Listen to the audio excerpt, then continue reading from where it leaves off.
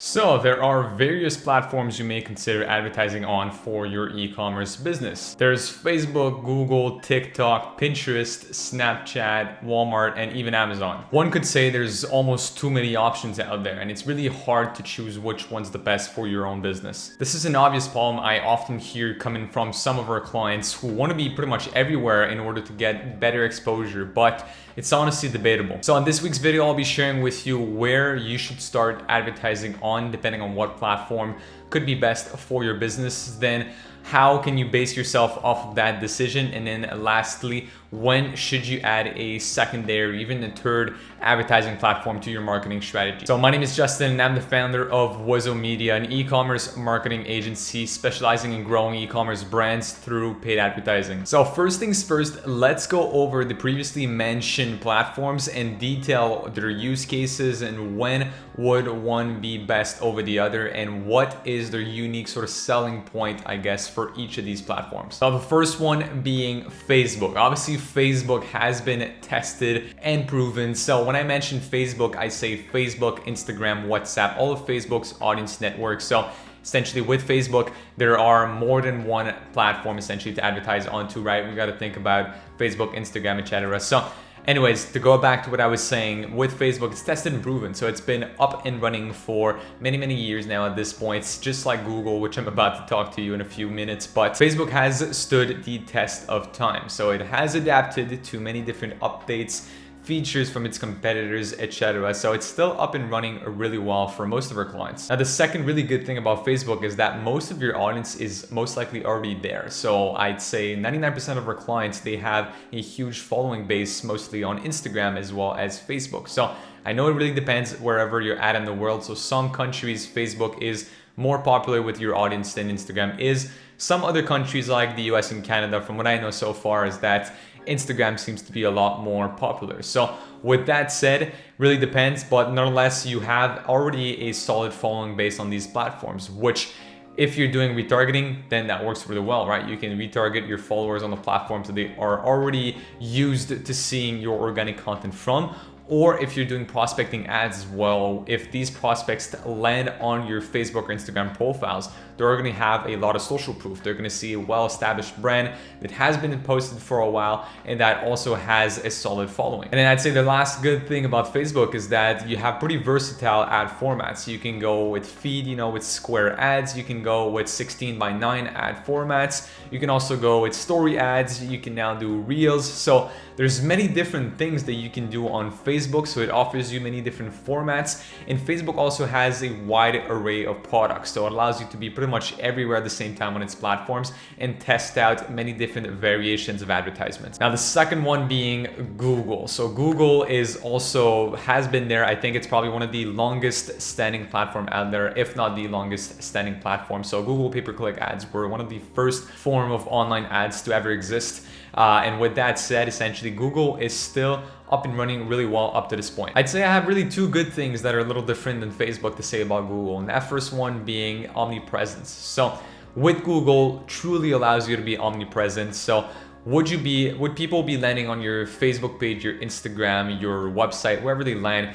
Google remarketing is super strong. So that said, you can pretty much be anywhere on every website that your potential clients would land on, or your actual current audience, they would see you. And that creates such a huge omnipresence online. You resonate a whole lot more with your audience, and then for sure they're going to pay attention to your content at some point because they would have no choice but to do that, as you'd pretty much be everywhere with Google. So right, I'm talking about here display ads, so ads that would be on the banners, on the side, in the feed, wherever essentially would people go. So most of these really big popular news websites use Google Ads to display some ads on their site and monetize their blogs or their newsletter, essentially, whatever that is. Most of these sites are running Google Ads, so your ads have a chance to show up on these sites. And the other thing is, if you're a local business or if you have a really specific product, industry, or market, it's also really good to be on Google. So you can search or target certain keywords in certain queries that people would most likely enter when searching for something like your product. So that'd be really amazing if ever you can be on Google for search ads. Or if you have a really great video team, then YouTube ads could be amazing. So it's really rare that I recommend YouTube ads, as not a lot of people have the capacity to perform really, or to record, I should say, some really amazing videos. So you need, if you want to be on YouTube, you need high quality videos, really good editing, and something that is really captivating for people to really interact on. But if done right, could lead to some amazing results. Now, the third app that I mentioned earlier is Pinterest. So Pinterest is good if you're a brand that mainly sell to women. So above 60% of Pinterest users are women. So essentially that tells you a lot about their audience.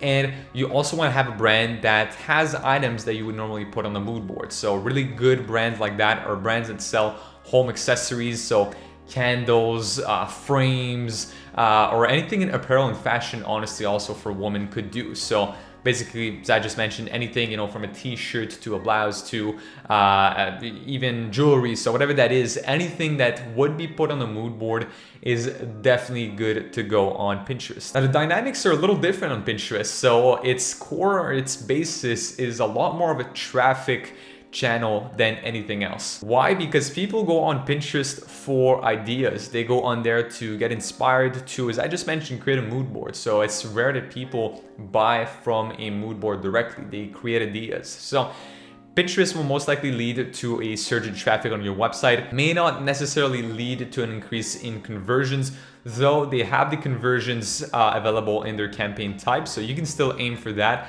And I know some people who had some great success with Pinterest. We're personally starting to integrate that with the agency. We're slowly releasing it to some of the clients who have this type of brand that really fits well with the Pinterest ecosystem. So I may be able in the future to record a more in-depth video about strategies for Pinterest ads. Now, the fourth thing, which is also a new channel that we've recently added to the Wizo Media agency, is TikTok ads. TikTok is awesome. It's a whole new platform. It's been up and running for about a year and a half.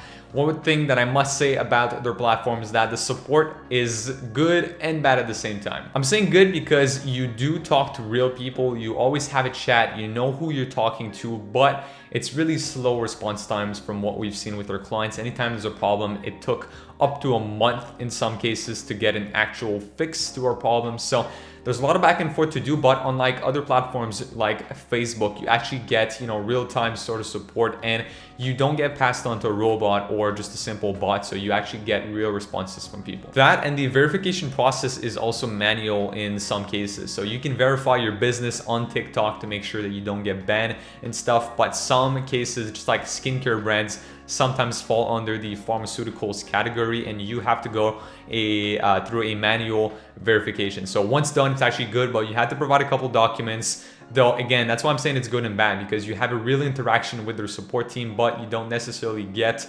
a quick response. So to go back to why TikTok is good and what scenarios I would recommend it. So if you already have some great traction on TikTok, you can pump out some amazing videos.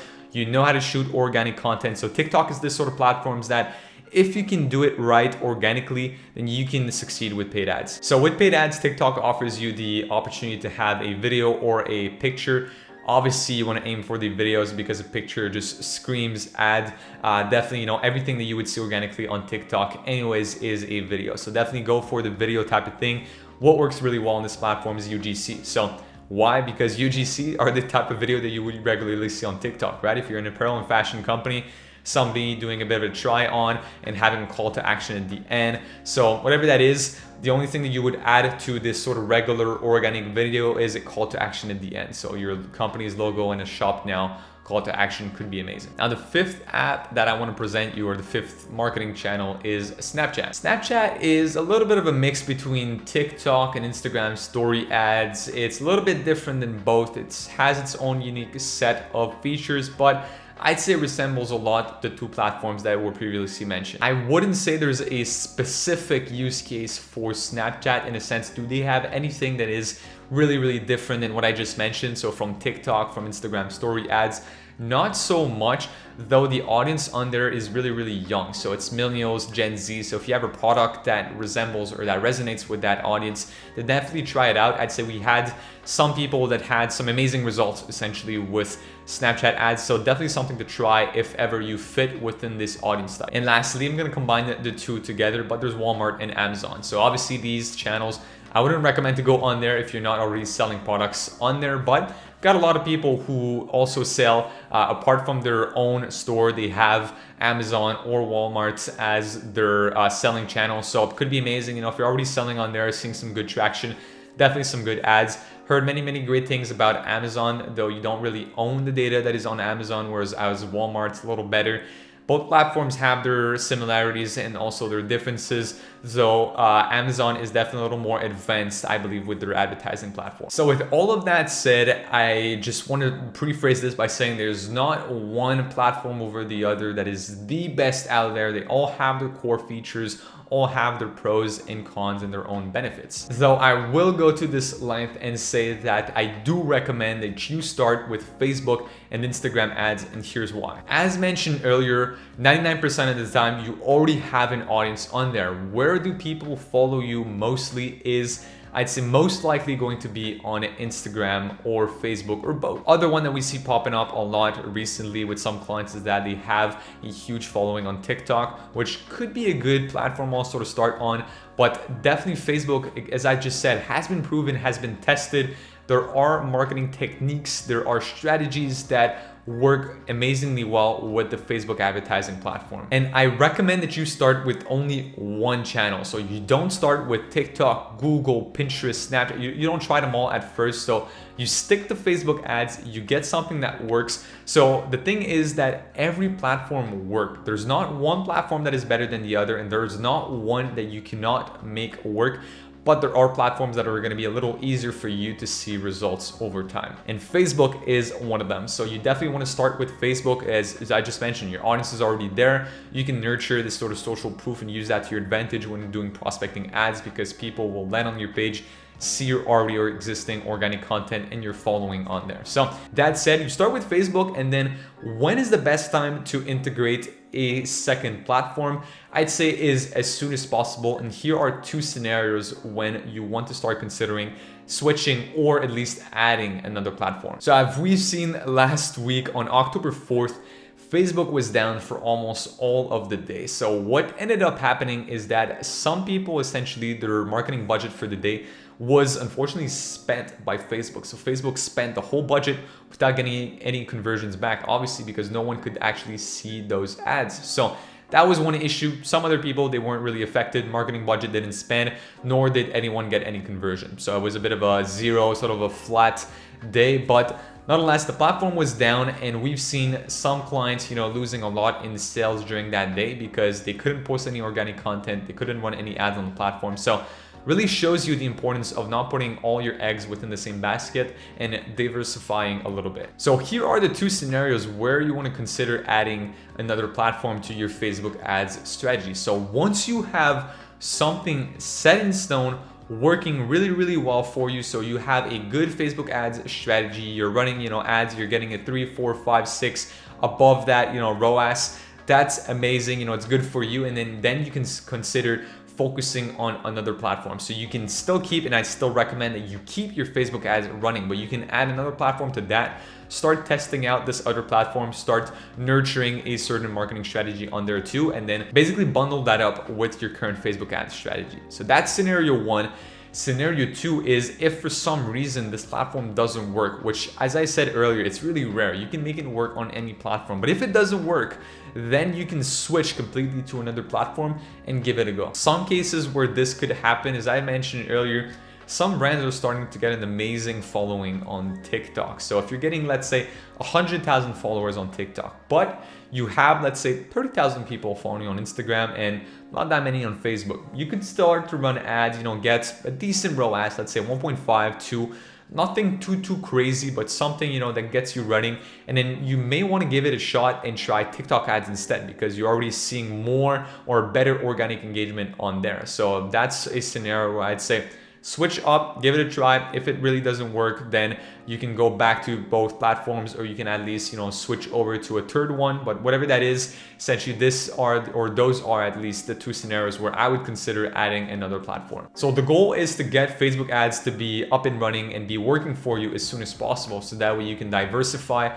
add another platform to that, and then basically sort of multiply your streams of income. That's just like real life, if you may. So if ever you have only one stream of income, everything comes from your regular job, let's say, then obviously, it's a little risky because if you lose that job, then you lose all income. But if you have, let's say, this job and then a side business and then you're investing, so then you get a couple streams of income and then you sort of diversify and create a bit of a security around you. Same thing with marketing. So if all your eggs are within the same basket, everything's on Facebook, then, so we've seen last week on October 4th, if that does happen, then it's a little too bad, right? You're gonna lose a little bit of your marketing budget, some of the sales, but if you had another channel that was up and running, then you could have switched your budget over to that for that day and then basically just not lose any sales. And not only that, but as we've seen on October 4th, what ended up happening is that as Facebook was down and so was Instagram, so was WhatsApp, everyone surged onto other platforms. So TikTok, Twitter saw a huge increase in traffic and those platforms were thriving while Facebook wasn't. So shows you that it could actually lead to better returns for that specific day if you already had something running on these platforms. Now, with all of that said, if you're an e-commerce store owner or an e-commerce brand making at least $20,000 to $30,000 a month with your store, I invite you to click on the first link in the description down below and book in a really short 15-minute demo call with my team